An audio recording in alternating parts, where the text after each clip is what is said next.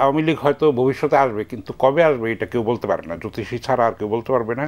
সময় লাগবে, তবে সেইটা পরিশুদ্ধ আওয়ামী লীগ হতে হবে। নির্বাচন ব্যবস্থা ধ্বংস করে ফেলবেন, তিনটা নির্বাচনকে আপনি প্রহসনে পরিণত করবেন, রাতের নির্বাচন করবেন, আমির ডামির নির্বাচন করবেন, বিনা প্রতিদ্বন্দ্বিতার নির্বাচন করবেন, আপনি ধর্ষণের সেঞ্চুরি করবেন, আপনি আবরার ফাহাদ বুয়েটের ছাত্র তাকে পিটিয়ে মেরে ফেলবেন। সব ক্ষেত্রে সব কিছু ধ্বংস করে ফেলা, ক্ষমতায় থাকার জন্য, ক্ষমতা কুক্ষিগত করে রাখার জন্য 2041 সাল পর্যন্ত কিংবা কেয়ামত পর্যন্ত আপনি পারিবারিকীকরণ করে ফেলবেন, সব কিছুর একটা ব্যক্তিগত সম্পত্তি মনে করে যা ইচ্ছা তাই করে যাবেন। তো সেটার অবশ্যম্ভাবী পরিণতি এটা আরও আগেই হওয়া দরকার ছিল। তবে আওয়ামী লীগ কার্যক্রম যে তাদের নিষিদ্ধ করা হয়েছে, সেখানে এত উচ্ছ্বাস এবং উল্লাস করাটা এটা ঠিক হচ্ছে না বলে আমি মনে করি।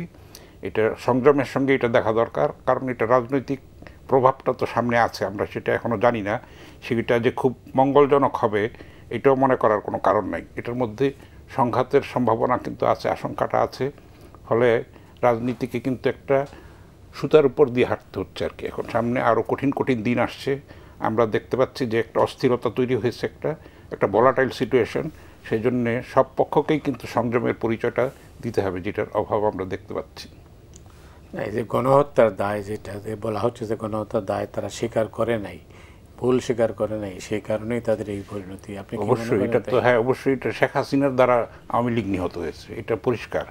এবং উনি বললেন যেটা বাকশাল নিহত মানে মৃত্যু হয়েছে। হ্যাঁ হ্যাঁ, না অপমৃত্যু হয়েছে এটা বলতে হবে, কারণ অপঘাতে মৃত্যু হয়েছে সেটার তারা নিজেরাই কিন্তু নিজেদেরকে এটা আত্মহত্যা বলতে পারেন আর কি।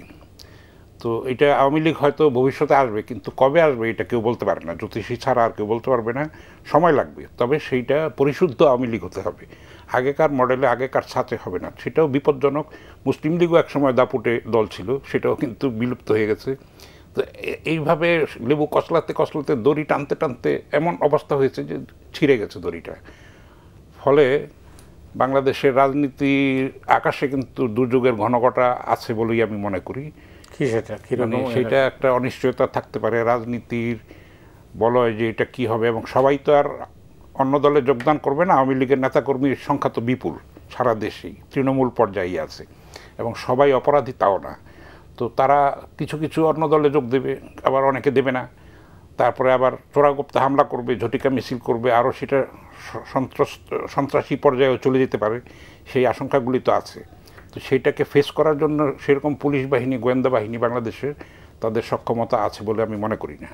তারপরে তো আপনি দেশের বাইরেও ষড়যন্ত্র আছে, মদদ আছে, ইন্ধন আছে, দেশের ভেতরেও আছে। কারণ এত দিনকার একটা ভেস্টেড ইন্টারেস্ট তাদের কিন্তু দোসররা আছে, বিভিন্ন সেক্টরে আছে, স্তরে স্তরে আছে, 2 স্তর 3 স্তরে আছে। ফলে সেগুলি তারা কিন্তু সুযোগ পেলেই কিন্তু ছবলটা দেবে।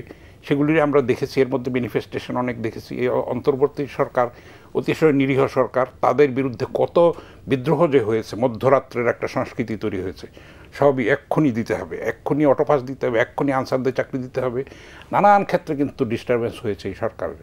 কিন্তু তাদের একটা ম্যান্ডেট আছে, যে ছাত্রগণ অভ্যুত্থানের যে ম্যান্ডেট, সেটার বলেই তারা ক্ষমতায় আছে।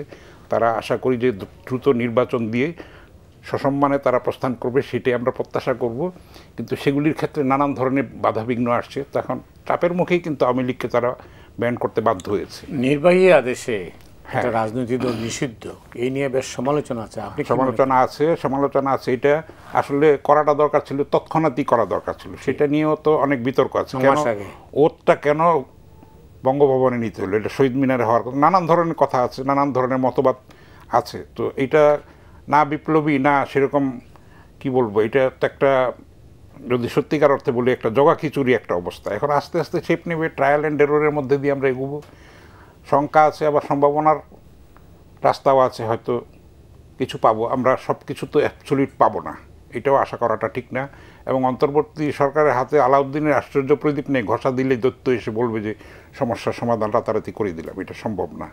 সামনে কিন্তু রাজনৈতিক দলগুলির জন্য বড় চ্যালেঞ্জ হচ্ছে এই জুলাই স্পিরিটটা যদি তারা ধারণ করতে না পারে, তাহলে তারা বিপদে পড়বে। কারণ আগেকার মডেলের সনাতনী চিন্তায় কিন্তু রাজনীতি করলে আর হবে না, জবাবদিহিতা থাকবে। এখন কিন্তু আগের মতো রাত্রে ভোট হবে না, পুলিশে জিতিয়ে দেবে না, তারপরে নানান ব্রাইব করে আমলাতন্ত্রকে, আপনি কিছু মনে করবেন না, তো তাদেরকে তো এত গলা পর্যন্ত দিয়ে কিনেই ফেলেছিল, মানে বশংবদ করে ফেলেছিল রাষ্ট্রকে।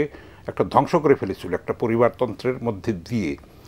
তো সেই অবস্থাটা এখন থাকবে না, এখন ঘরে ঘরে যেতে হবে, জবাবদিহিতা থাকবে, ভোটের ব্যাপার আছে, সেটা একটা কঠিন হয়ে গেছে। পলিটিক্স কিন্তু এখন অনেক ডিফিকাল্ট হয়েছে। ফলে আগেকার মতো সেরকম সনাতনী চিন্তাভাবনায় রাজনীতি করলে হবে না, সেই কেমিস্ট্রিটা চেঞ্জ হয়ে গেছে আমি মনে করি, অনেকখানি চেঞ্জ হয়েছে।